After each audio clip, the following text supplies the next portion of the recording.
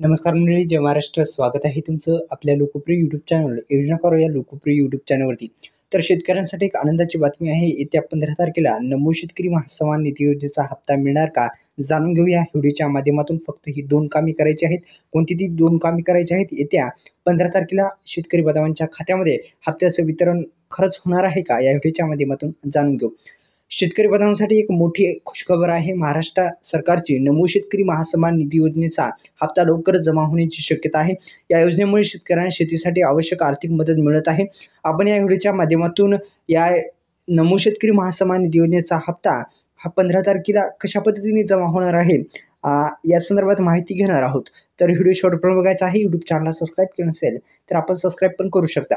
नमो शेतकरी महासन्मान निधी योजनेचा जो हप्ता आहे तो हप्ता आता येणार आहे. नमो शेतकरी महासन्मान निधी योजना ही महाराष्ट्र सरकारने सुरू केलेली ही योजना सन 2023-24 मध्ये सुरू केलेली आहे. यामध्ये पात्र शेतकरी बांधवांनाच हप्ता येत असतो. वर्षाला 6,000 रुपये थेट DBT मार्फत देण्यात येत असतात. आणि आता या नमो शेतकरी महासन्मान निधी योजनेचा हप्ता हा शेतकरी बांधवांच्या खात्यामध्ये टाकण्यात आलेला आहे. 6वा हप्ता आणि 5वा हप्ता दोन्ही हप्ते टाकण्यात आलेले आहेत.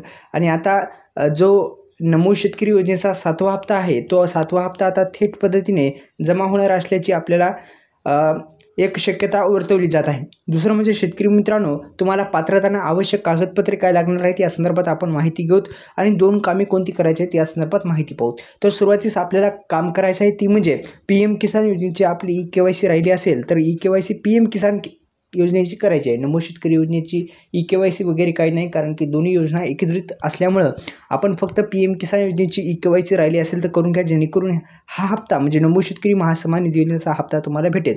दुसरं म्हणजे मित्रांनो, आधार कार्डला जर बँक लिंक नसेल तर ती लिंक करून घ्या, जेणेकरून येणारा हप्ता तुमच्या खात्यामध्ये येईल आणि 15 तारखेला मिळण्याची शक्यता आहे.